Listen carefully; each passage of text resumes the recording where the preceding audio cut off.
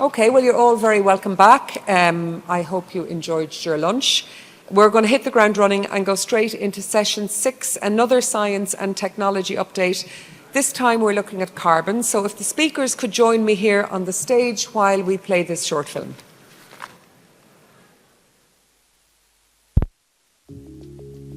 The real challenge is that, for the most part, we don't have a lot of Irish data sets that measure carbon sequestration or emissions. And for the most part, when we're trying to assess at a national scale what our net carbon value is from agriculture, we're typically using default values or values based off of European studies. So it's not reflective of Irish agriculture because the data isn't measured from Irish agricultural systems. At the moment in the inventory, it estimates that managed mineral soils sequester about 0.1 of a tonne of carbon per hectare. But some of our long-term data from Johnstown Castle, which is a managed grassland for dairy production, has shown that the mean carbon sequestration rate is 6 times higher. This tower is called an eddy covariance tower. And this is one of 28 stations across Ireland that make up the National Agricultural Soil Carbon Observatory. So this is a phenomenal piece of infrastructure that's funded by DAFM. My work is involved in utilising this network in a recently funded project by DAFM called CAMS, or Measuring Carbon Sequestration on Agricultural Soils from Different Land Uses, Managements and Soil Types. And what we want to do in CAMS is take this NASCO infrastructure and generate Irish measured data sets of carbon stocks across different management intensities, across different soil types and land uses. This infrastructure, these 28 stations, are the biggest of its kind in the world. There's no other country that has a network this large. What we want to do at this site is measure this difference in carbon uptake and release from this particular management. So this is mineral grassland on a sheep grazing platform. We can look at real-time CO2 data that's coming in like right this minute. We can see the system responding to changes in the day, and from that it can tell us in a given half hour if the system is acting as a sink or a source of carbon. So what it's showing is that the system is quite productive in capturing carbon through photosynthesis. But what we see from the tower is maybe one part of that puzzle and one part of that story. So we can have grasslands that are quite productive from the results we see from the tower, but we also need to take into account how the grass is managed in terms of grazing and what proportion of that carbon in that grass is returned back to the soil. I think the work that we're doing will actually show the role that farmers are playing when it comes to managing their systems really well, to support climate change mitigation, and also to support Ireland in general in meeting its national emission targets. Okay, so again, we're using Slido to ask the questions. Please keep the questions related to the presentations, and I'd ask the speakers to stick to their 10 minutes, please. First up is Giulia Bondi, Research Officer with Teagasc.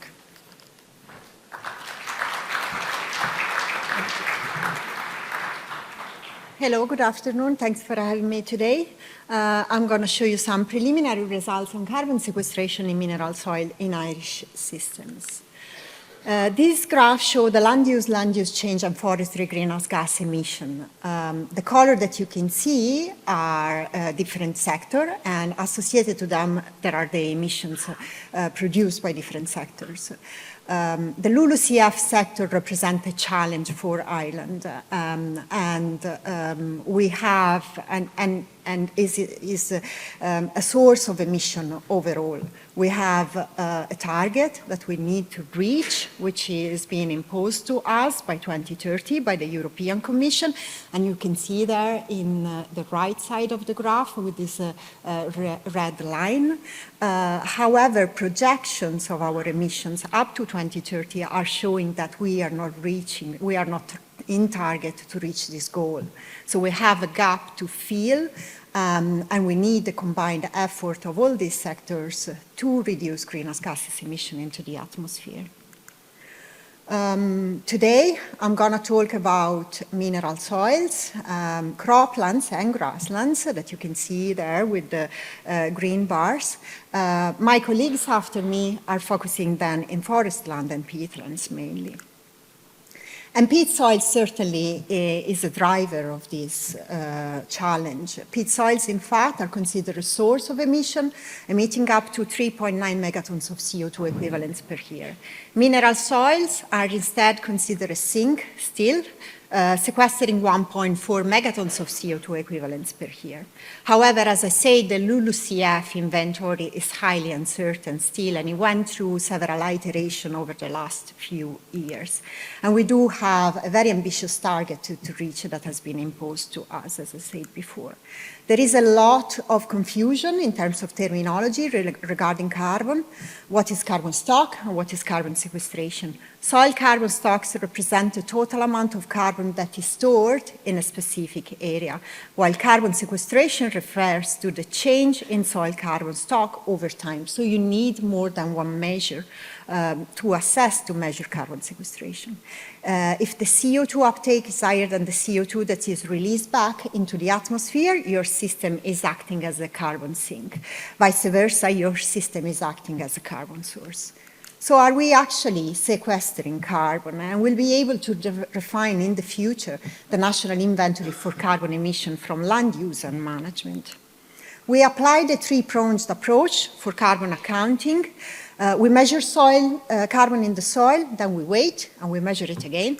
But we also, as we've seen from the video before, measure fluxes, exchanges of fluxes between the soil and the atmosphere. And we collect data, historical data and new data, especially farm activity data, so that we can bring all these data sets together through modeling tools so that we can assess the carbon change over time.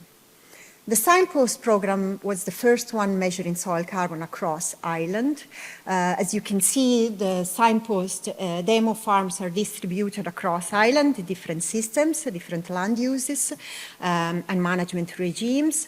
And we went there and sampled the soil to assess carbon, but we didn't want to just focus on the topsoil, the usual 30 centimeters, but we wanted to go beyond those steps to capture the carbon that has been missing in the carbon accounts.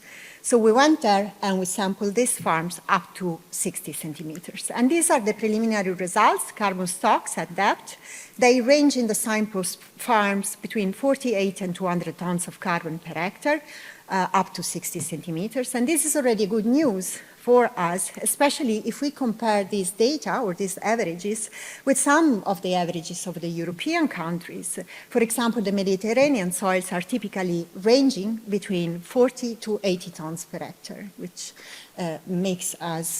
place us in a good position. The other information from this graph is that there is very little difference between systems, with grassland farms having more carbon, which was expected, up to 110 tons of carbon per hectare, and tillage farms really being close to them with almost 90 tons of carbon per hectare. The difference between this system is that the carbon is distributed differently across the profile in depth. And in fact, nationally, there is a high percentage of soil carbon below this depth of 30 centimeters that can reach up to 28% of the total carbon that we have in the soil. Each soil, though, is different and has a different carbon sequestration potential. So, for example, light soils in the Signpost farms have ranges of carbon stocks that goes between 48 and 162, while heavier soil can reach up to 186 tons of carbon per hectare, so much higher. The higher the clay, in this case, the higher is the carbon sequestration potential. And this is because the clay has the capacity to bind the carbon and protect it, prevent it to be lost into the atmosphere. Very different ranges of carbon for organic soils. And this is just to say that we can't compare organic soils with mineral soils, but we also have to keep disentangle these differences within mineral soils because they are all very different as well. Whether a farm reaches the top or the bottom of its carbon potential depends on management and climatic conditions. And this is Rachel Murphy. Before, she was already looking into this. There is a National Soil Carbon Observatory. We have seen that in the video. They measure carbon fluxes across Ireland for different land use, management, and soil types. It's a very unique network. 28 covariance towers measuring greenhouse gases emissions across Ireland with a very high resolution level.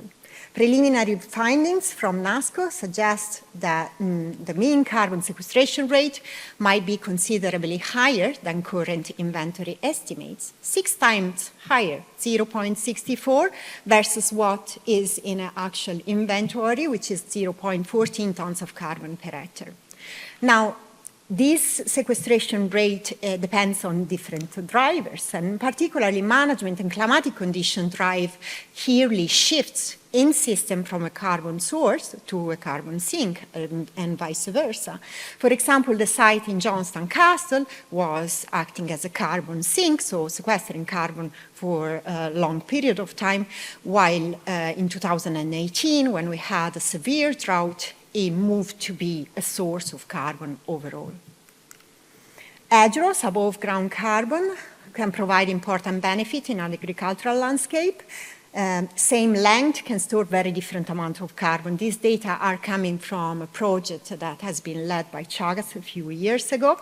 And in particular, here we have to say that management matters. Hedgerows that are taller, wider, and less intensively managed show the highest potential for carbon sequestration. Here, I want to show some mitigation strategies, management practices to improve carbon sequestration that needs to be tailored to specific characteristics of mineral soils.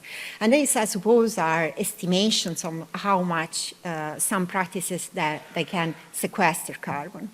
Improving soil fertility. We know already, it's well known that a good balance of nutrients and an optimal pH can help sequester carbon, and is estimated to be on a rate that is equivalent to 0.23 tons of carbon per hectare per year. Clover and multi-species sward, especially deep-rooting species such as chicory and plantain, can increase carbon by increasing root biomass up to 0.18 tons of carbon per hectare per year. But also well-managed hedgerows, for example. This can certainly has a consequence or a benefit on the above-ground biomass, but also has a benefit on the below-ground biomass, and can reach up to very high level of sequestration rates. Optimized grazing, well-managed rotational grazing is well known in the literature to have higher sequestration rates as well. So take-home messages for me: Irish soil store more than you think. Overall soil carbon levels in Irish farms is promising, is very good. The distribution in the soil profile differs and is shaped by management, soil type, and climate. So the distribution of the carbon in depth is very different. Different soils have different capacity to sequester carbon, and managed mineral soils are storing more carbon than current inventory reports. And as I said, from NASCO, 6 times higher is long-term carbon fluxes paired with deep soil sampling and management data is absolutely needed for accurate carbon accounting. So having this going, we hope to, our ultimate goal is to find a national inventory for carbon emission from land use and management, combining modeling, soil sampling, and covariance measurement. So I would like to thank my co-authors. Many of them are here in the audience, and of course the funders and technicians and advisory staff that contributed to this. Thanks.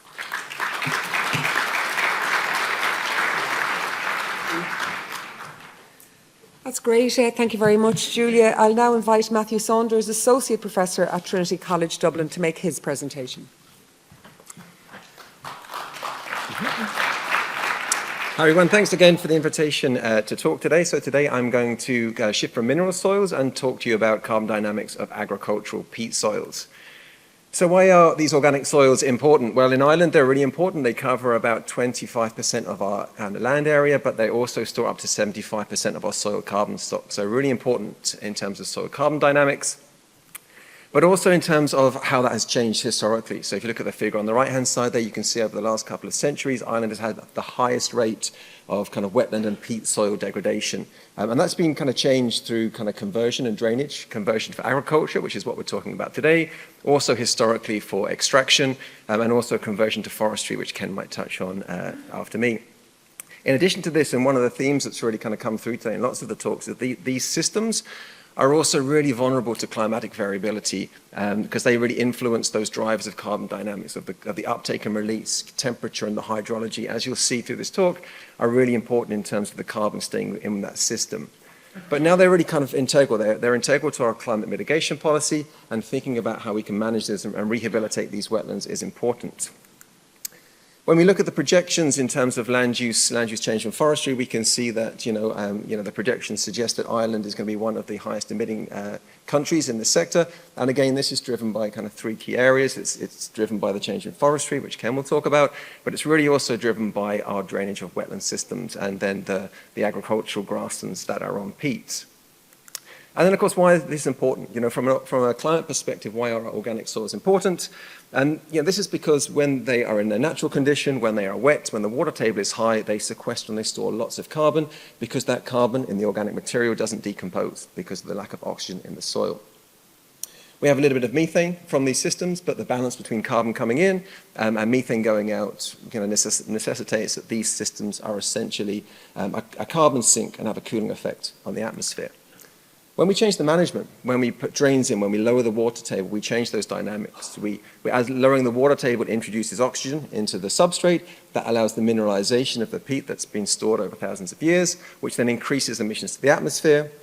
The drainage systems that you can see there as well, they act as hot spots in these landscapes. So we see lots of carbon being emitted through fluvial evasion of CO2, and there are also hot spots for methane as well. So all of a sudden they become a net carbon source, and they have a warming effect on the atmosphere. And this is important in Ireland because Ireland has about 340,000 hectares of drained peat grasslands, and this, as Giulia mentioned, then equates to a net source of about 3.9 megatons of CO2 equivalents per year. So we need to kind of think about how we manage these systems. This slide actually kind of touches base on kind of one of the reasons that we're here today, and thinking about how science really informs our kind of decision making and how we utilize the science in our kind of policy and inventories.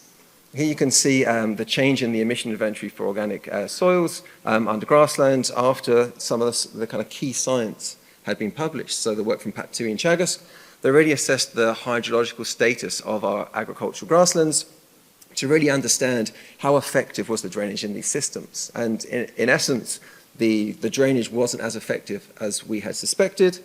We enhanced our emission factors for key peatland systems through the work of Elena Aitova and Terry Morley in Galway, which then allowed us to provide a more refined estimate and allowed us to lower our emissions that were associated with this sector. But there is still a job of work to do to bring those emissions lower. There's also some new information, some new science that's come to the fore through Louis Gillet and John Connolly in terms of the geospatial assessment of where these peats are and that interface between the true peatland soils and the organomineral soils and how they might contribute to these numbers as well. So in terms of the mitigation options, I've spoken about the importance of hydrology in keeping carbon in the system. And as we change the water table in these systems, it really influences the amount of either carbon that's sequestered or carbon that's lost from these systems. The figure here shows how, as we change the water table height, how that influences things like methane production emission. A higher water table leads to higher methane emissions, but keeps carbon in the system. As you lower the water table, methane decreases, but you can see that carbon increases linearly. So you can see this on this slide here. As we lower the water table to change the management, for example, we then increase the amount of carbon that comes out of these systems. But here again lies the opportunity, because we can start to make emission savings by thinking about water table management. This is something that Laura Burke spoke about earlier, one of the key options in our mitigation strategy. Thinking about if we start to increase the water table slightly, how can we reduce and offset those sorts of emissions coming out of agricultural peat soils? And the rough rule of thumb at the moment from this study that came out of the Centre for Ecology and Hydrology in the UK, that kind of for every 10 centimetre increase in water table, we see a reduction in about a ton of CO2 equivalents at the site. Now, our science, the NASCO network that you've heard about, Rachel's talk, Giulia mentioned it as well, that's also starting to give some Irish-specific data in this context as well. So here you can see 2 years of data, 2023 with the black columns and the black line, and 2024 with the grey line. And we can see on the left-hand side here the water table at this site. This is provided by another project, again, collaboration between projects, Owen Fenton and the REWEC project. And you can see the 2 years were hydrologically different, much higher water table in 2023 and a lower water table in 2024. If we look at how that translates to the carbon dynamics, you can see the cumulative carbon trace on the right-hand side there. Anything above the zero line is an emission to the atmosphere. Anything below the line is uptake by the system in terms of carbon. And what you can see here are two key differences. You can see in the middle of the growing season how the hydrology changed the productivity of the system. It's something we need to think about in terms of the management approach. But what you can also see in the wintertime, when our fluxes are dominated by carbon losses from the system through respiration, we saw a reduction in the carbon losses, and this is because of the higher water table. And then this kind of equates to about a saving of about a ton of carbon per hectare because of the increase in water table in this context. We've also spoken about the vulnerability of these systems to kind of climate change and how we're seeing an increase in the magnitude and the frequency and the duration of extreme events, temperature anomalies, precipitation anomalies. These both influence the key drivers of the carbon dynamics of these systems. They influence the water table, the height of the water table. They influence the rate at which respiration occurs in terms of the carbon losses from these systems. And again, we were fortunate enough to have towers out there to capture different events. So here again, you can see the same trace from a different site. This is from the Lalor grassland in County Kildare. You can see between years, you can see a very similar pattern in terms of carbon dynamics. But here we see a change in the temperature dynamics in the winter period. This elevated winter warming that has been observed across Europe increased the carbon losses from this system, again, to the tune of about a ton of carbon per hectare. So understanding the hydrology, understanding the temperature dynamics is really important to understanding how we can keep carbon within these systems. The current work, the next step. So the NASCO network, for example, plays a really integral role in our understanding of how these systems act in terms of their carbon dynamics and how they can store carbon. So looking at this from the ecosystem scale using flux towers, but also doing a deeper dive, looking at these sorts of chamber-based measurements where we can really get into the fine detail of understanding how does water table height and temperature influence carbon and methane dynamics in these systems. And there are all other mitigation options and alternative opportunities that we should potentially think about. So there's work we're doing with Dutch colleagues, thinking about how can we kind of really manage the water table in these peatland systems to minimize carbon losses. So thinking about targeted hydrological management, thinking about how we can change those water tables, whether or not we need animals and access to the field in terms of traction and the stability of these sites during particular parts of the year, and then when we might be able to raise water tables to minimize emissions, let's say in the non-growing season. Thinking about how we can use furrows and the current drainage systems that are in place to actually bring the water table up in particular areas. We need to think about alternative aspects as well. So Doug McMillan and the Farm Carbon EIP project has done some really neat work looking at alternative production systems for these organic grasslands. Can we use them for other opportunities for other production systems to be able to maintain that nexus that we spoke about earlier, the climate piece versus the livelihood and the socioeconomic piece as well. There's a new Horizon Europe project that's being led at the University of Galway that's going to look at this, look at polluter look at bringing wetland agriculture to market in Ireland. So thinking about other options and other opportunities for our land use systems to minimize carbon greenhouse gas emissions, maximize productivity, and then enhance other aspects such as biodiversity and water quality too. We're linking in with geotechnical applications as well, thinking about how we might provide additionality in terms of carbon storage. So these are Dutch colleagues we're working with in terms of a geotech approach to bury lignocellulose within peatland systems, beneath the water table, keep the carbon there in the long term, but actually be able to provide a market for things like carbon credits. So take-home messages. Grasslands on drain organic soils are a source of carbon. They're influenced by management and climate.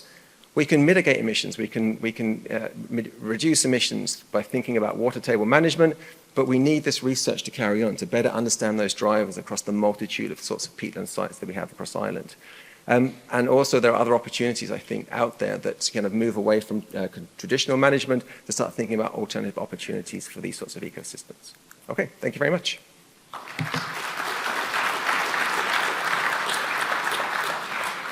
Thank you, Matthew.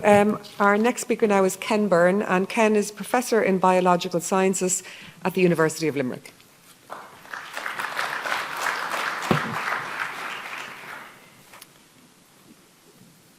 Wow, the clock is ticking already. I best get started. Good afternoon, everybody. Thank you for the invitation to speak today. Before I think about, we've carbon in the atmosphere, we talk about a lot about emissions, but we can also take carbon out of the atmosphere. The main thing we have available to us globally to do that at scale right now is photosynthesis. Plants growing. And forests grow, and we let the biomass accumulate over long periods of time, and then we can harvest that biomass, that carbon, and use it. So, hence, forests are part of this conversation. See if I can get this to work. Yeah. Giulia just showed this, and I'm going to focus in on this piece here, because as we know from earlier, Laura said our forests are moving from a carbon sink to a source, which is a really strange thing, because we know growing forests accumulate carbon, but this is because of some issues that I'm going to get into in just a moment, and some people call this a carbon cliff. Okay, let me keep moving along, conscious of the time. These cycles are complex.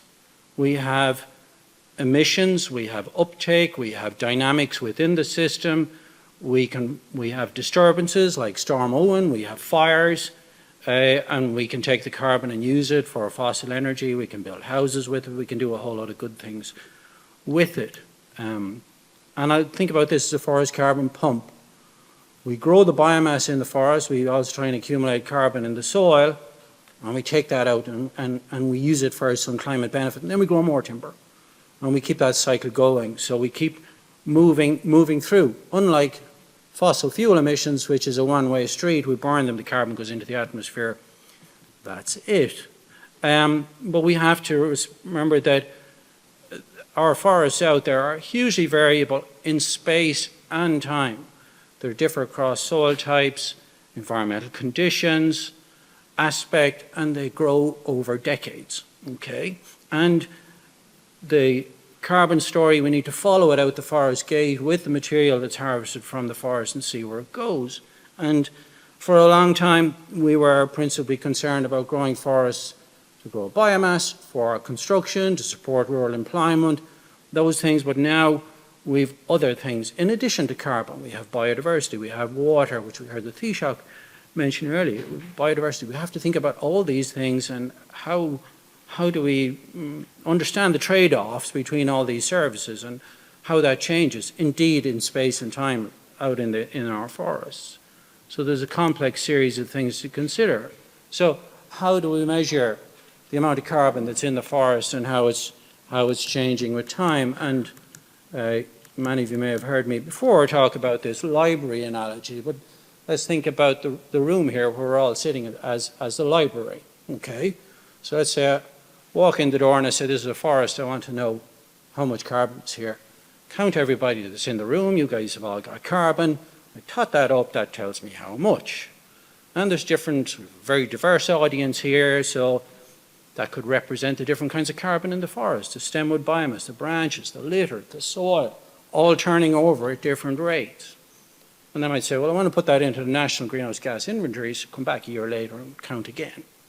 And the difference tells me that carbon stock change, okay? And if that's going up, great. We can offset that. If that's going down, not so good, okay? Or the other option, which we use frequently, is the flux method. I stand at the door, and this is where the library thing works well. You count the books going in and out. You don't have to count all the books. You just see what's going in and out, and from that you can infer whether the amount in sight is going up and down or not. Of course, it doesn't capture everything because someone might leave through an exit door and you've missed that, okay? So we try and do both these things, and yeah, it's great, but they don't match up because they're very different, okay? And towers, and which Matt has mentioned already, and we heard from Rachel some of the techniques that we use. Where are we now? Well, you know, this 808,000 hectares of forest, whether you agree with where it is or what it is, indeed, represents a century of work on behalf of the state, farmers and people who have worked in forestry all that time. So we went from about 1% at the turn of the last century to close on 12% now. Okay?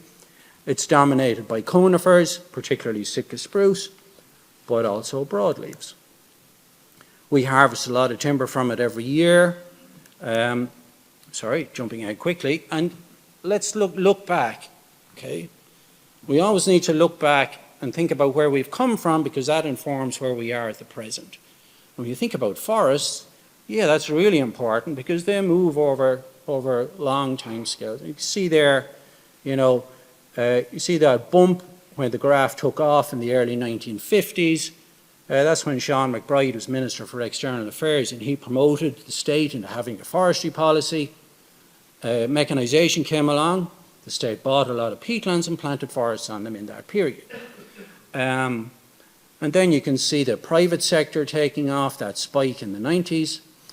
Great, and unfortunately now we've dropped down. We have a current target and we're not meeting it, and this is part of the reason why the forestry is moving from being a sink to a source. And if you look at that peak there in the early 90s, what's happening now is they've all moved forward.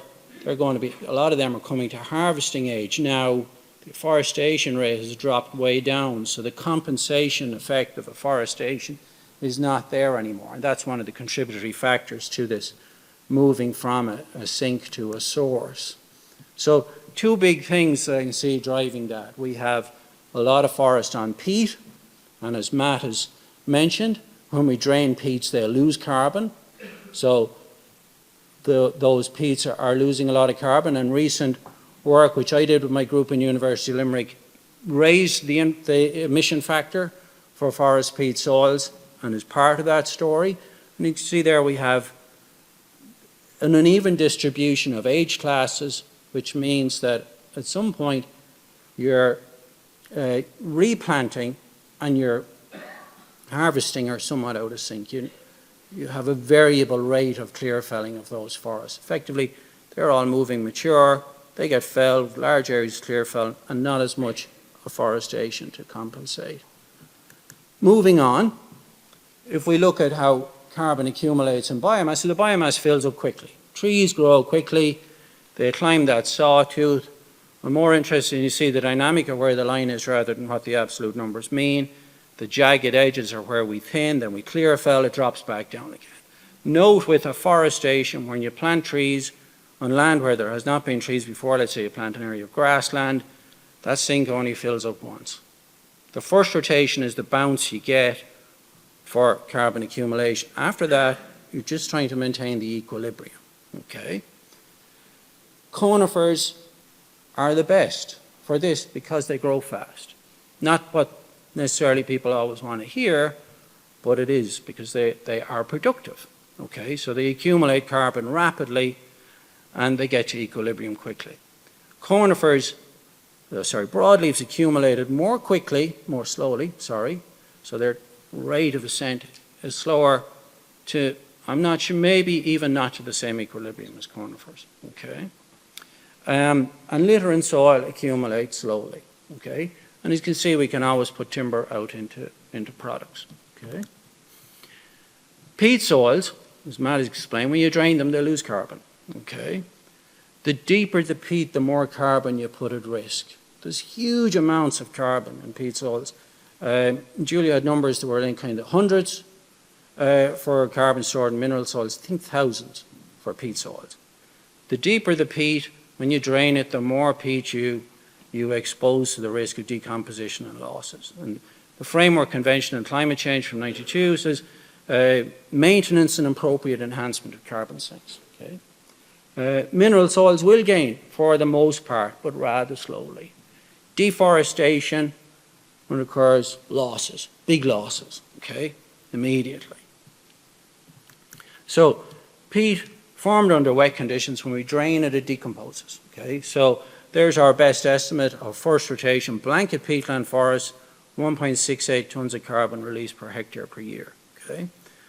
But the trees are still accumulating carbon, and probably more than that amount of loss from the soil, okay? Think about where do we want to store the carbon, okay?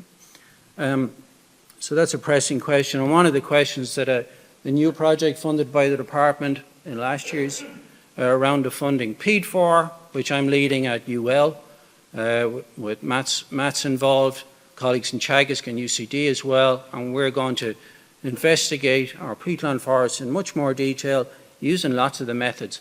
For example, we saw Rachel showing on the video there, and Matt, Giulia and others have mentioned today. Okay, just to underline the scale of the challenge that's here. And so some conclusions or takeaway messages. Declining afforestation rate is part of the reason why we've moved to emissions, but also emissions from peat soils. We have an age class legacy, and also, you know, it's an inventory. We're taking the systems that operate on multi-decade scale and parsing them year by year. You know, let's also think about the long-term trajectory and where do we wish them to go to, okay? Afforestation, once off, but still well worth doing. But we should also look to the existing forests we have and how we're going to manage them. Some people think, oh, we could just let the trees grow and then we'd avoid the carbon cliff. Yeah, great in the short term, but in the long term, that will just expose such forests to the risk of wind, which we've seen, insect attack, and so on. Rotation length has potential. Let the forest grow longer. It boosts the carbon storage, maybe it produces more saw logs, but we need to know, are they more at risk of wind, continuous cover forestry? Climate resilience is important. Adapt4Res is a department-funded project led by Niall Farley and Teagasc, which is currently looking at this. PEAD4 will expand our knowledge of peatland forestry. We will re-wet and redesign forests. Remember, forest biomass is renewable. We can keep growing it, hopefully. Use it for construction first and then energy, not energy first. It's better if you can use it for a longer lasting construction end use, for example, and think about the other services that the forest supplies. And just a few colleagues I want to thank. Thank you very much.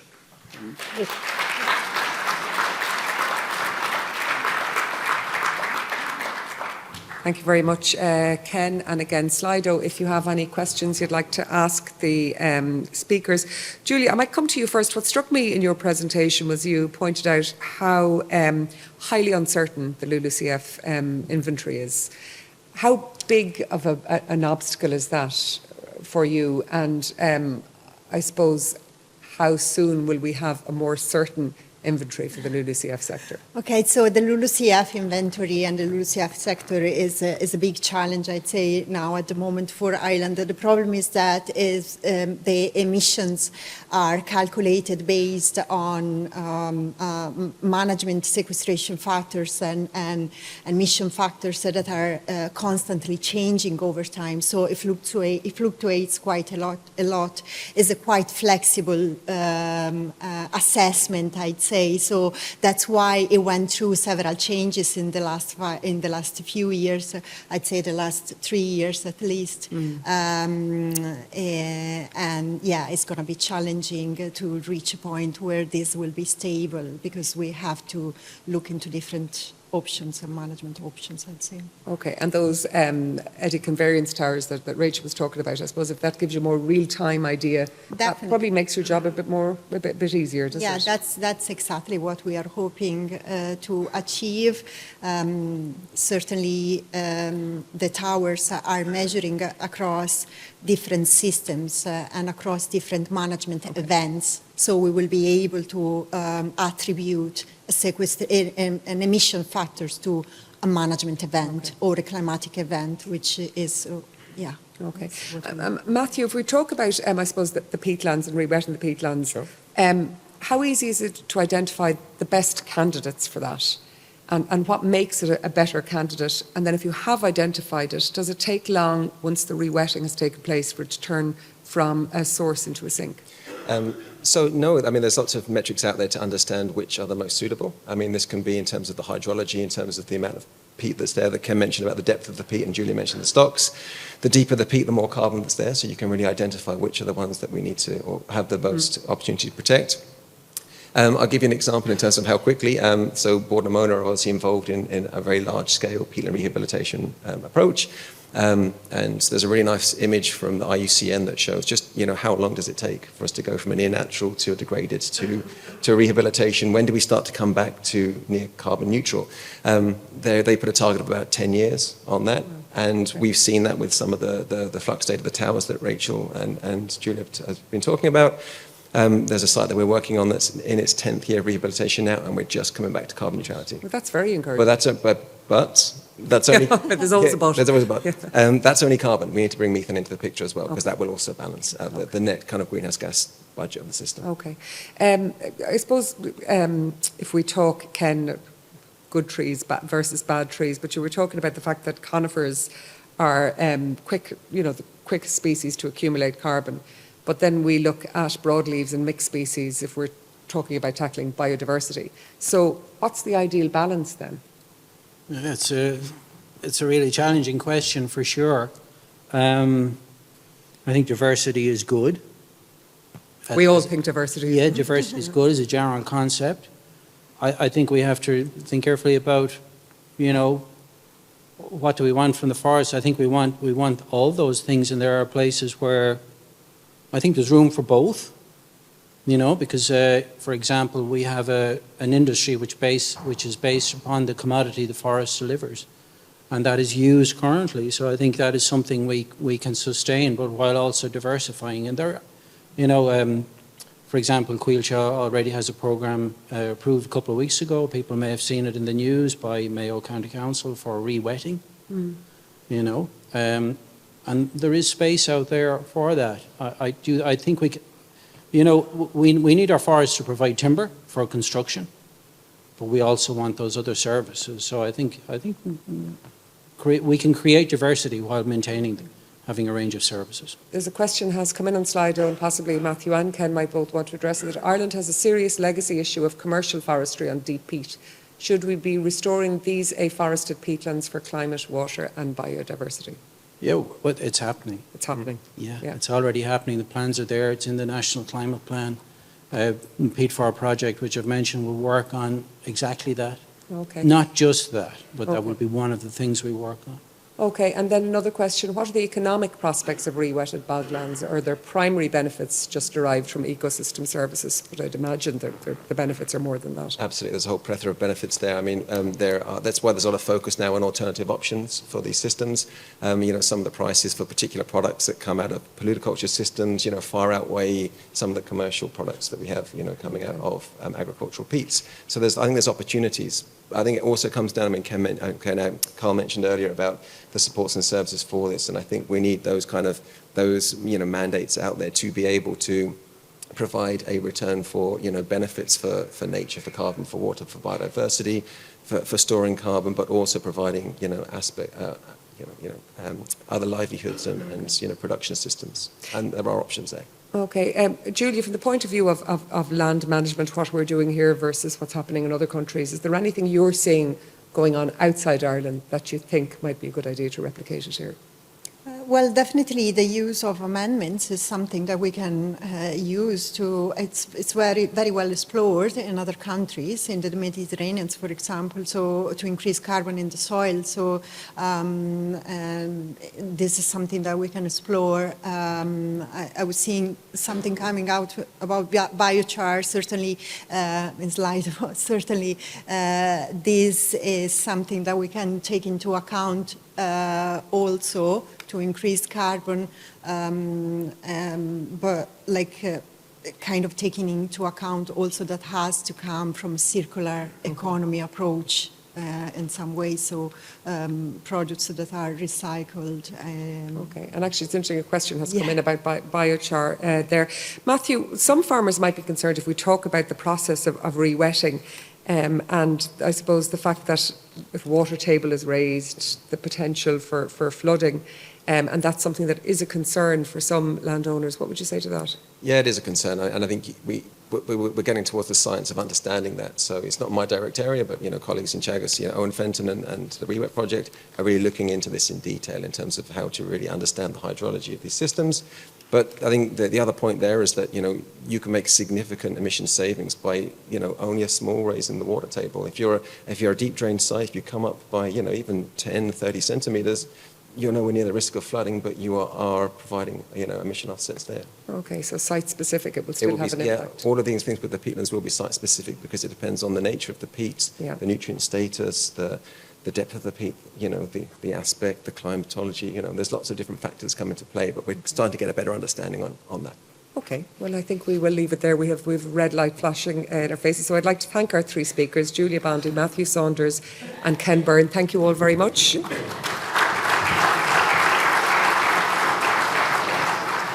So we're heading into session 7 now, which is looking at transferring all of this research into practice.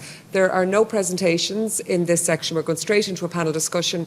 We're going to start with another short film, and while that is playing, I might ask our panellists to come up to the stage, please. AgNav is an online platform dedicated and designed for farmers and advisors.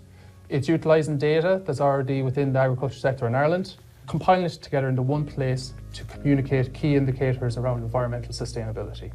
The three partners, Teagasc, Borbia and ICBF. So we're utilising the data across those three agencies. Irish Cattle Breeding Federation has information on animal numbers, animal productivity, animal movements, and Borbia would collect data around fertiliser use, concentrate feeding, manure management. And that is compiled together to paint a picture of why one farm is different to the next farm.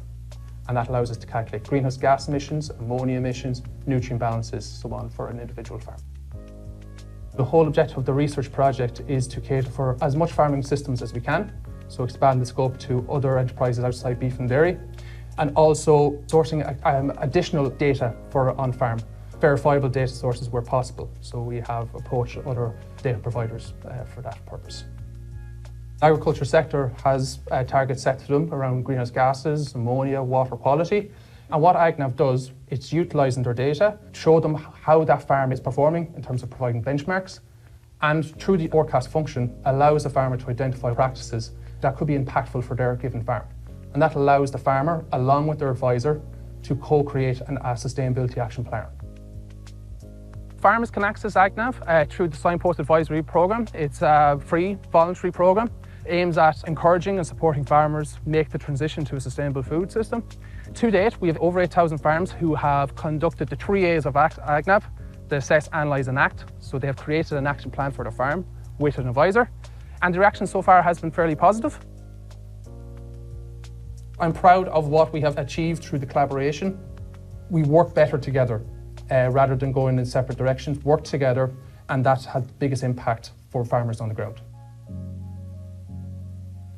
So there you go. I'm joined now by dairy farmer John Walsh, Siobhán Jordan, Head of Technology Transfer at Teagasc, Harry Clark, Chief Scientist at the New Zealand Agricultural Greenhouse Gas Research Centre, and Stan Lalor, Director of Knowledge Transfer at Teagasc. Stan, I'll start with you. So we've heard a lot about some of the great research that's going on. What are Teagasc doing then to bring all this science and research into practice on farms? What's going on at the moment? Yeah, so I think, it's been a very interesting day, and we've seen, the power we have in the machinery we have behind this whole topic on the research side. And we can see where that's fundamentally underpinned by really high quality science, international collaborations and all of that. And that's very, very important in terms of the confidence we have in the measures that we want to implement. And that's really, really important. But if you take that on a step and look at, for example, the MAC curve, which was developed by Teagasc, which is one of the ways in which we try and bring that science together in terms of a roadmap and a way forward. One aspect which is really important in an exercise like that is the technology is available, but what underpins it all is how they are adopted and what we actually do to get them implemented on the ground. And that level of adoption is just as important and more important than the actual technologies themselves, and they both go together, and one without the other is important. I suppose in this slide, one thing I think is really important, we have specific initiatives in place, and I come to those in a moment, but I think one thing which is really important to call out, I suppose in an organisation like Teagasc, we're very fortunate in Ireland to have an integrated organisation which leans and collaborates with an awful lot of people around the wider sector, but in itself to be able to incorporate research, education, advice, with all of the activities around that together is really, really important, and it's a big help in its own right.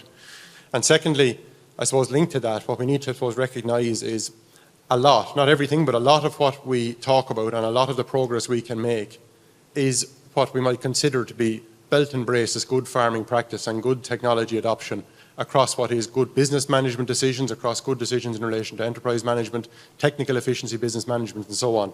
So I think it's important to recognise, I suppose, that is an ongoing amount of work. We're lucky to have a resource like the advisory service, both in Teagasc and private advisors and across co-ops and industry in Ireland, who work on that on an everyday basis. And things like improved grassland management, clover adoption, nutrient management, animal breeding, animal nutrition, all of these things do come together on a continual basis in terms of the progress that we make. There was things referenced this morning in terms of maybe the expansion of the dairy industry and, what has that maybe done to emissions. But one thing for certain is the emission increase has not been proportional to the expansion of the dairy industry, and we do benefit all the time from these efficiencies. So it's important to recognise that work and recognise, I suppose, everything that's going on in that sphere. But on its own, how do you move forward in terms of this specifically? So I suppose the flagship for the sector in this, and it has been led out by Teagasc and led, I suppose, principally by Tom Dwyers and the audience has led out on this initiative, has been the signpost programme. So two key elements of the signpost programme. It's in place now. The initial demonstration farm and linked to that, the development of AgNav and so on was initiated when the project was launched in 2021.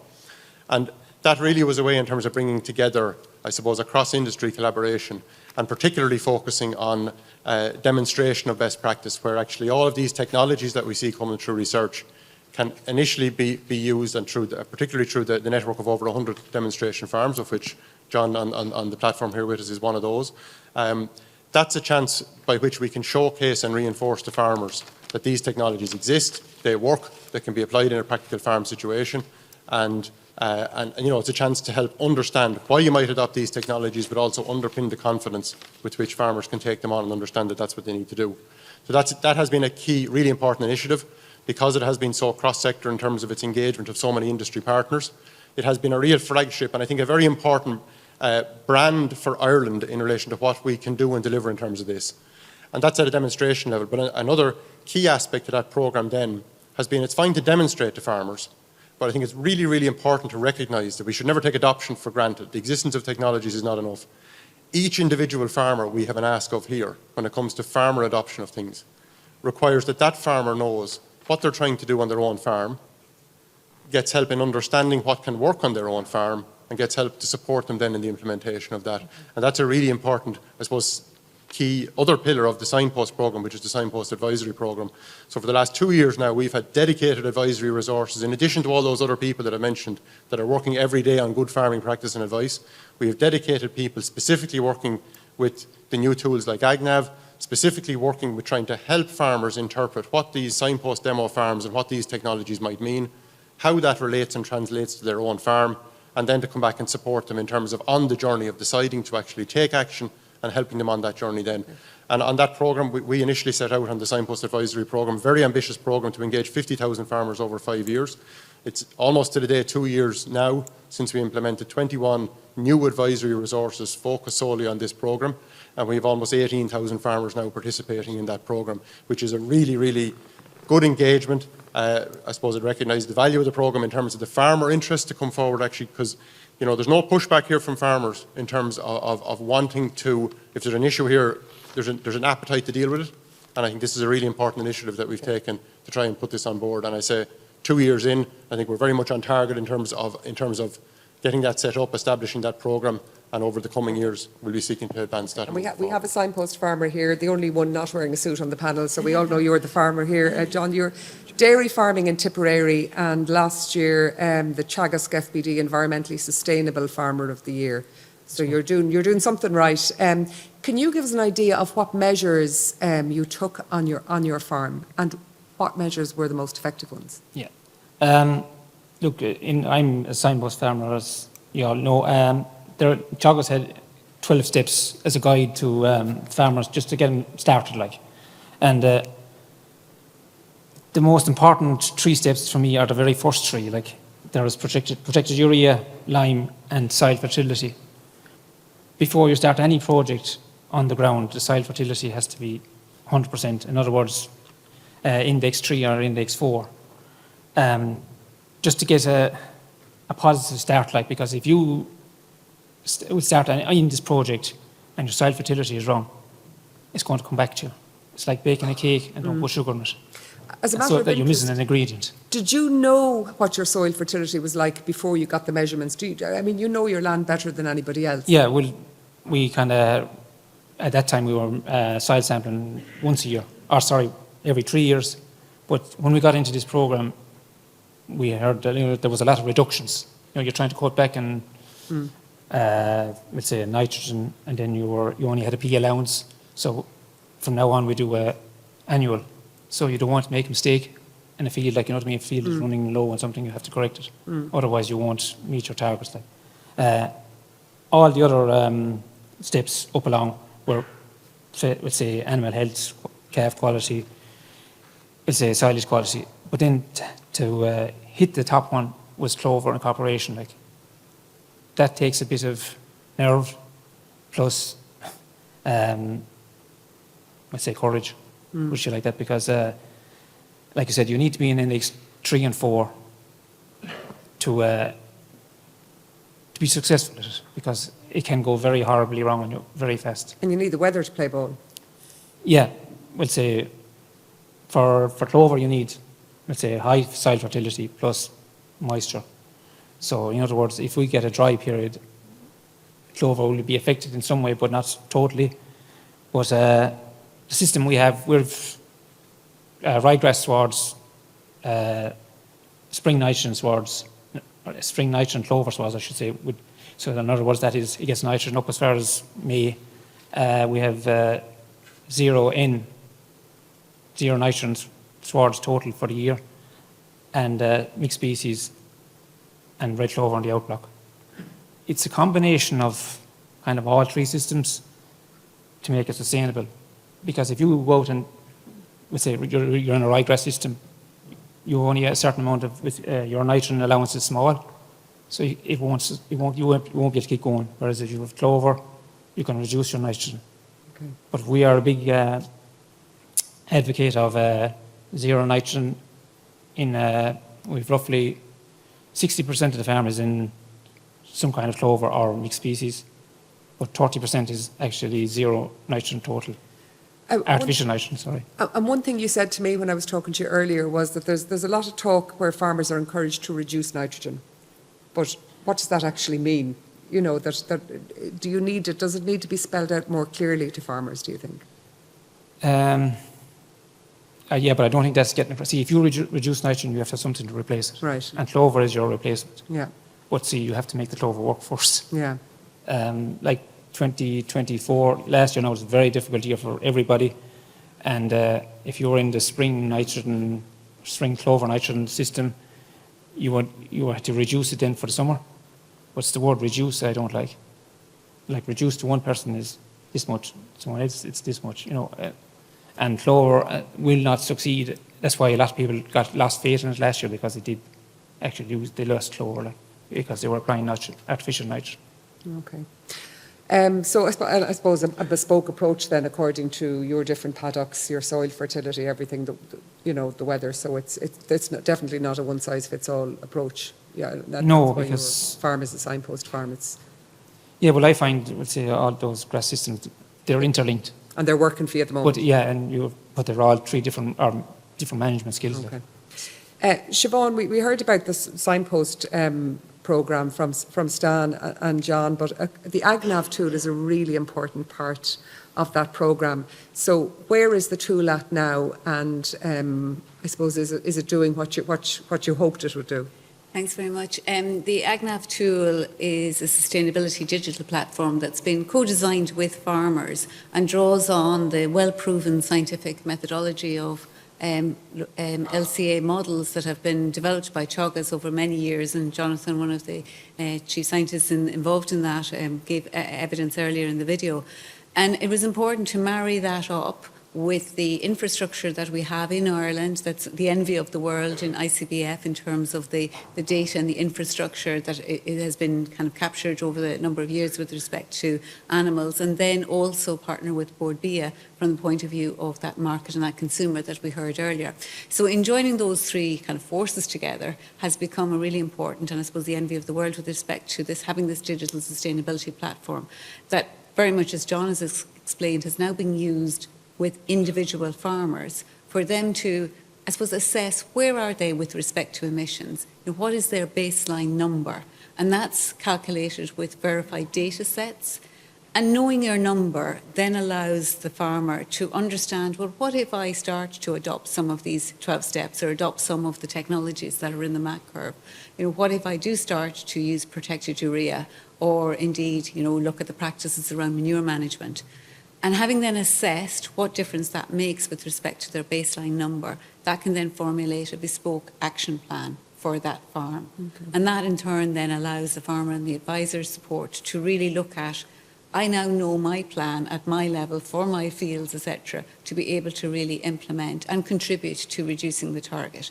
And I think without that methodology and all of those three elements working together, farmers really want to do the right thing, but it's hard to know how to translate that down to the level. And as Stan indicated, there's been huge widespread adoption of the use of AgNav across different areas, both through rollout in through the signpost advisors, but also through some of the sustainability support schemes that are happening across the processors.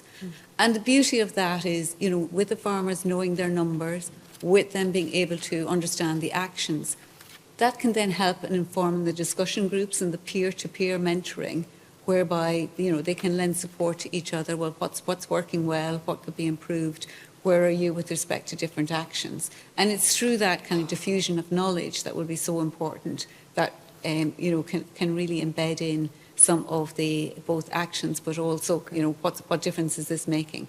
Not surprisingly, the three actions that John mentioned are the three top ones that are being, I suppose, utilised or embedded into the action plans. But there are a whole range of different things that are are available to farmers. Okay. But managing of their N balance and in their protected urea. Managing their soil fertility are certainly coming out at top. And I think the other beauty about AgNav is the fact that because it's an ongoing development, almost we have also been able to, I suppose, adopt in a continuing flow of new aspects and functionalities. So last year, with respect to enhancing the better water campaigns, we've been able to add in methodology around nutrient balance. And again, that's helping and supporting farmers on the ground to understand what they need to do with respect to enhancing water quality. Okay. Harry, so we've heard about how we get the research and science onto the farms in Ireland. How do you go about that in New Zealand?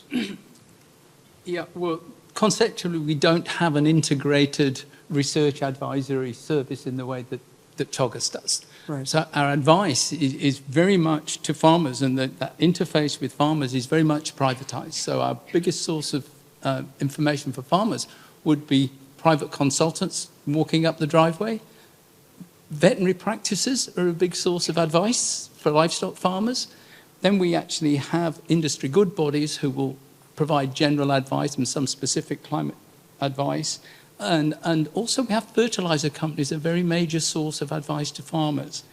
More recently, we've come back to having the government tentatively putting its foot back in the water with its on-farm advisory service, but they're much more knowledge brokers rather than detailed advice. Right. But so they're the delivery of advice, but then there's the issue of how does science get to those delivery people? And a couple of major ways. One is that there is a dedicated website of information called Ag Matters, which is dedicated to the climate change story, the technology development, what you can do now, what you might be able to do in the future. And that is a one-stop shop for those advisors. But an even more important one that we've done over the last 6 or 7 years, and the leader of this program is in the audience, my colleague Sinead, is that we have have dedicated programs for rural professionals.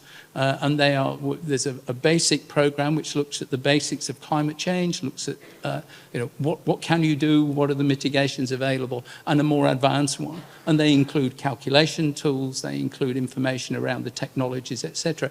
And we over the last 6 years, we anticipate that we've given courses to around 80% of the rural professionals. And we're now on our second round. We're getting the same people coming back again to get an update on those sorts of things. So that's really where the research interfaces with those advisory services. Is there a danger, though, that those advisory services, there may be commercial interests involved? If you're talking about fertiliser companies, private veterinary practices, private agricultural advisors.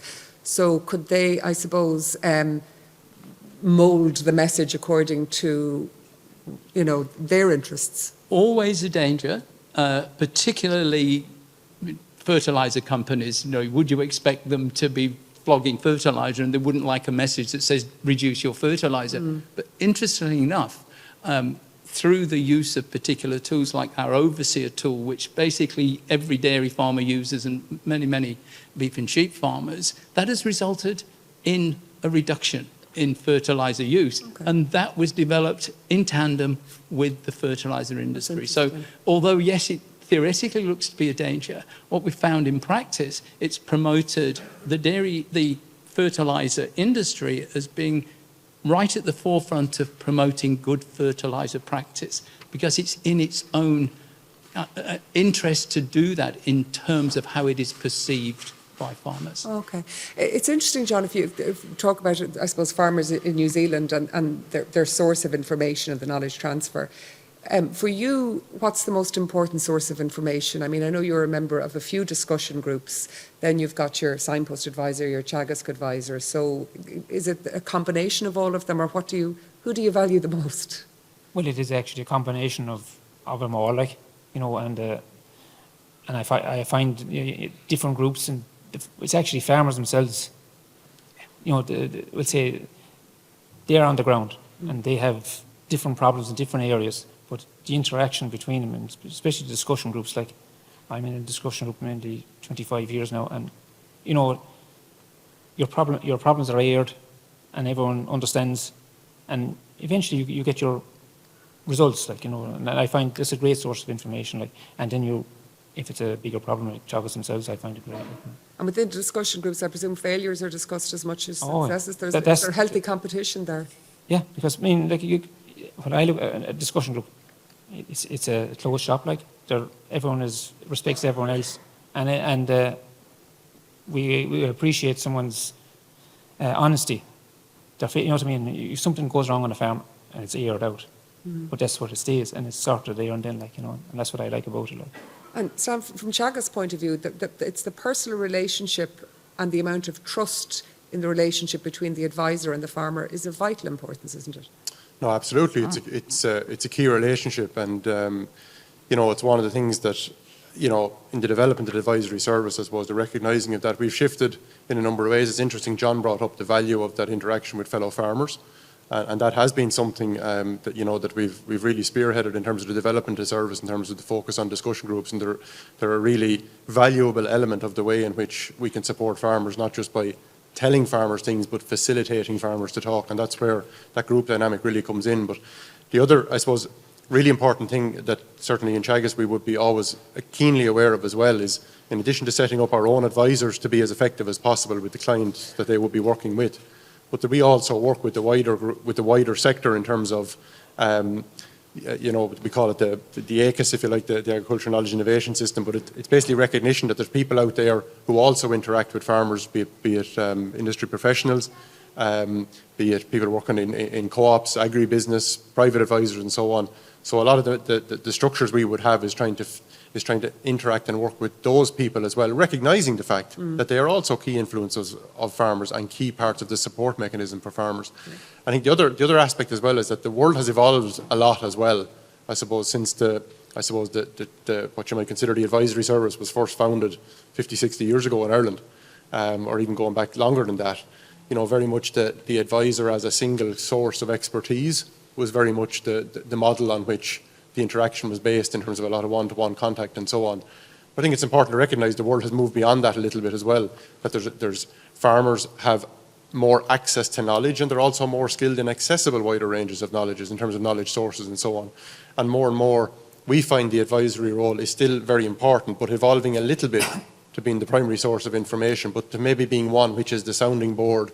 And going back to that key principle as well, which is fundamental to signpost advisory programme, it's trying to build all of the information back to how does actually a farmer tease this through for what's the best way forward for their individual farm and their individual circumstances, recognising that not one cap fits all approach. And I think that's where the advisory services are evolving over time.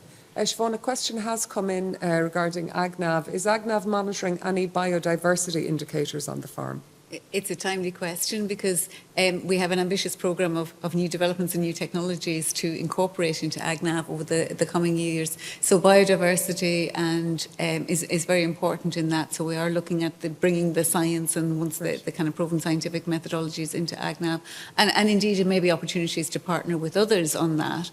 And along with that, we have, some early stage kind of methodologies with respect to carbon. They will be built on in the next while as well, because all of these, indicators and functionality is hugely important. We're relaunching the tillage enterprise in the next coming weeks, so building on, what is well proven for dairy and beef, but that co-design with farmers with respect to ensuring that it is designed with their, adoption and input is hugely important. So it's an ever-evolving tool. Ever-evolving, yes. Ari, as regards incentives, so I suppose the farmers know what needs to be done on their farms. In New Zealand, what incentives are there to encourage them to do it? I think, as was mentioned this morning, that for many years now the government has, successive governments have said they intend to introduce a pricing regime. So, and pricing regimes can take many forms, sticks, carrots, etc. And successive governments have always put it off. So the latest date that we're going to have a scheme put in place is 2030. So that's always been a threat or a promise, depending on your view of pricing schemes. But it's not actually happened. So we still don't have a pricing scheme that we know that pricing schemes can be quite strong incentives, like drivers of behavioural change. We have introduced some regulation. We have water regulations that can impact indirectly on climate change and GHG mitigation through water regulations, regulating the amount of runoff of nitrogen, so that impacts on nitrogen fertiliser use. We also have direct regulation. We now have maximum limits on the amount of nitrogen that can be applied per hectare in pastoral farms. But probably the most exciting thing at the moment is that we're now seeing differential payments coming in from the companies. So the Fonterra, our largest dairy company, and responsible supply chain for around a quarter of New Zealand's emissions, has introduced differential payments based upon greenhouse gas footprints. And now these are relatively small. Just to give you an indication of the scale, at the moment, price of milk solids is just over $10 per kilo. But it's restricted to the best farmers who can get their emission footprint down. They can get an incentive around 30 cents per kilo of milk solids. And it's a tiered one depending how far you get it. But this is, in a sense, the first time that we're seeing differential payments coming from the companies because they're responding to market signals of they have to get their emissions down. They realise they have to start introducing mechanisms to do that. So in the past, the concept has always been, and they're co-ops, most of ours, everyone gets the same price. Now we're not seeing that. There is a differential payment, and it's a direct incentive for farmers to reduce their emissions. How recently was it introduced?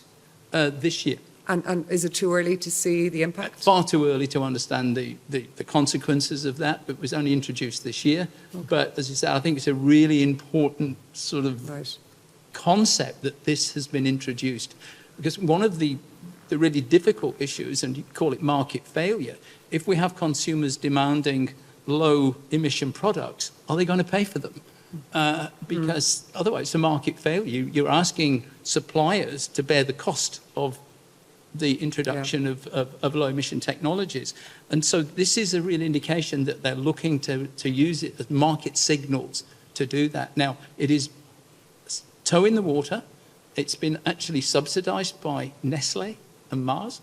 How long that can continue, but I think it is an important signal to farmers that there could be market mechanisms that will drive uptake of technologies. John, you listening to incentives like that being introduced in New Zealand, I suppose what kind of incentives as a farmer do you think are needed? Because there is a reluctance among some farmers for whatever reason. So is it all about financial incentives? Look, as regards, we'll just say financial incentives was great as regards to LES, the low emission storage. It was needed because it was a big financial burden at the time, but it took off. It was a great success, and it still is a great success. But we'd say on the systems we are in now, like I said before, you need a bit of courage, and you need something. We'd say it's in yourself to do it. Personal drive. Personal drive. That's the word. Yeah, because we'd say, we have to reduce nitrogen because, our water quality was getting poor. And it has stabilised. So we're, you know what I mean. And even when I did we have a certain amount of our land in acres, and I did the course. And one particular farmer said, we're out in the field in this kind of wetland, and he said to me, "What do we do about the docks in the field?" But the person that was given the chat, he says, "Why is there docks in the field?" That shows that the P and the K is going in the wrong direction. So to me, it just proved the point straight away. It was a simple answer. So it made me more aware of the area I have in acres. You don't put your P's and K's there. As a signpost farmer, is there anything you would change about the signpost programme? Is there anything you'd like to see happen to make it more helpful to you or work better for you? To me, clover is the one to go after, but it's very, very difficult. And I think farmers need more encouragement, plus personal advice, individual advice, do it on a smaller scale. I think people are trying to do too much. When you say incorporate clover, they might go out and do 3 or 4 fields. You concentrate on one and just give yourself encouragement to get it up and running. And that'll build confidence. Yeah, it's confidence you need. But you had also mentioned, I suppose, it would be good to know what's going on in, do you other signpost farms that would have the same enterprise as you? Are you getting enough information back from other, obviously within your discussion groups and farmers in your locality, you know what's going on. Yeah. But would you like to get more information back from other signpost farms, was something you'd mentioned? Yeah, well, I would say I am in the Dairy Gold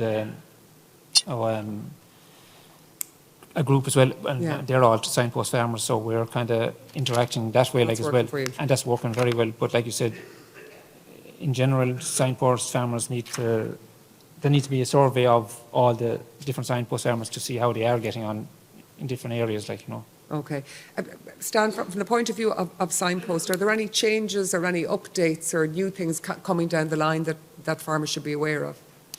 Yeah, I suppose, look, they're actually in a state of I suppose, review at the moment. There's a lot of work going on with the signpost team, looking at the fact that we're coming to the end of phase 1 of the programme, looking to initiate a phase 2 that obviously is looking at how the programme is potentially funded, how it's resourced, what the activities might be.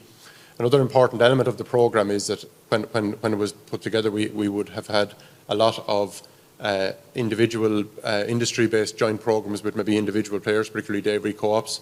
And the signpost programme was a way of amalgamating a lot of those together as well. So we're at the moment now, we're reviewing the opportunities to look at across all of those programmes, not just how they come together in signpost, but even individually as well, to try and see what suits best. Because things are changing a little bit as well.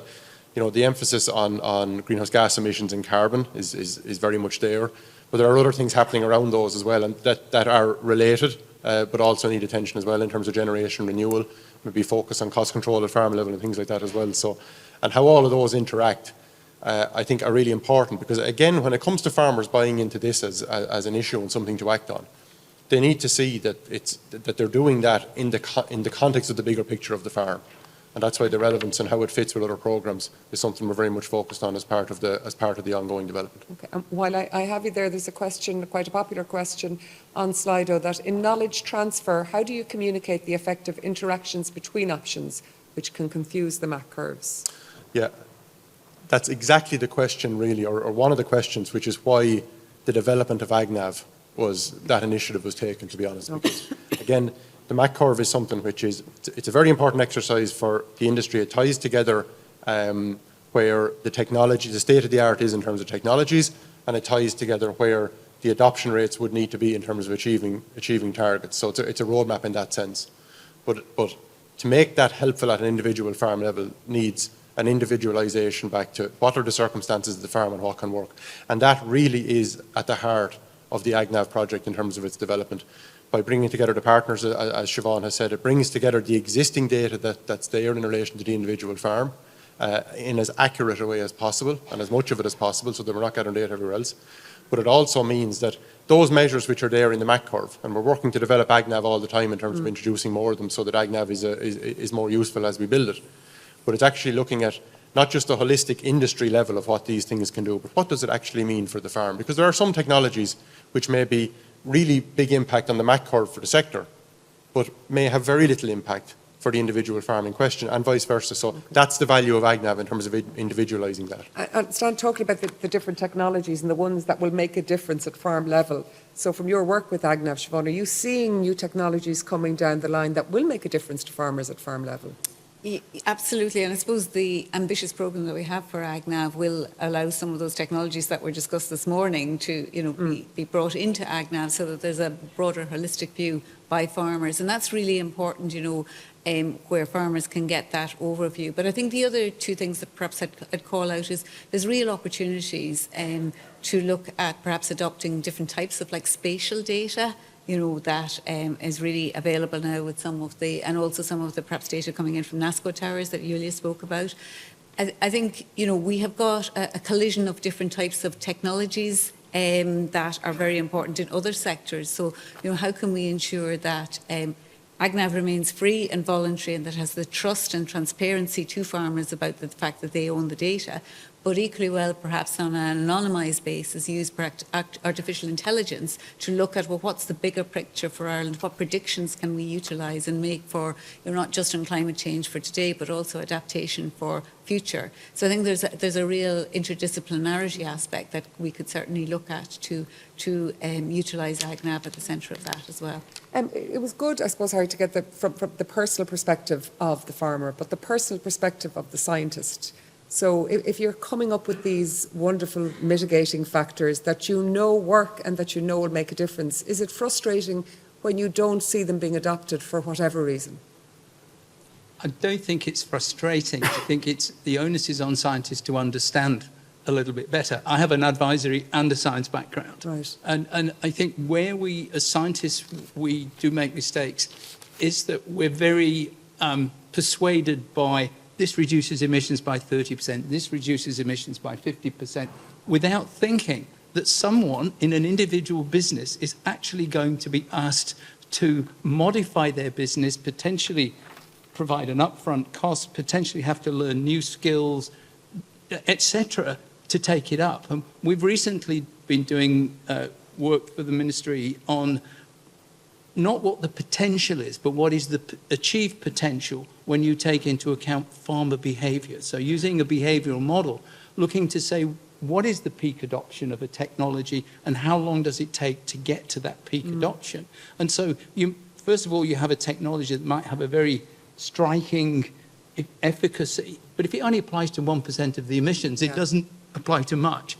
But then, what is the peak adoption? And it's quite surprising that our data from working with farmers that our peak adoption levels are low and the time to peak adoption is very high, can be quite long. Okay. And I think we need to be working very strongly on how do we increase that peak adoption and how do we reduce it? And it is very much understanding farmer motivation, and what are the policies that have to go around it? What are the market drivers that have to go around it? So conceptually, I think as scientists, we need to actually understand a lot better the difference between a technical potential and an achieved potential by those businesses that are being asked to make the changes. You're spending too much time looking at the impact on the animals and not enough time looking at the impact on the humans, I suppose, is one way you could look at it. Human behaviour is what a lot of it comes down to. We leave the final word with you, John, as the farmer, hearing today about a lot of the advances that are being made in science, and even Siobhán talking about some of these new technologies that are coming down the road. And I know you're farming with your son. Does it make you feel more positive about farming and being able to, I suppose, mitigate a lot of these emissions and make your farm more sustainable in every aspect? Yeah, it does. Like, because it's going to be it's going to be a slow process, because look, it takes time, especially on the road that we are on. Like we would say, we started clover in, we'd say properly, you could say in 2021.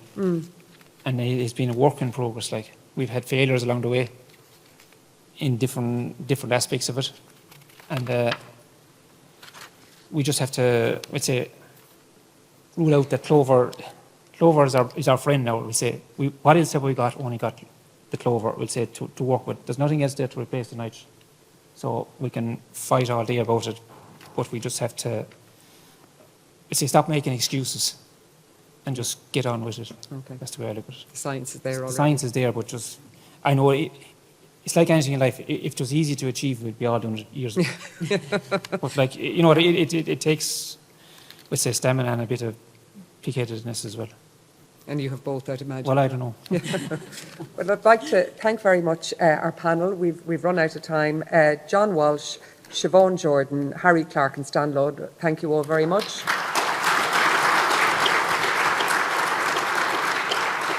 I seem to be telling you all it's time for a coffee, or it's time for a break quite a lot today, but it's time for a coffee. We'll ask you to be back here at 3:55, at 15:55, please. So enjoy the coffee. Thank you.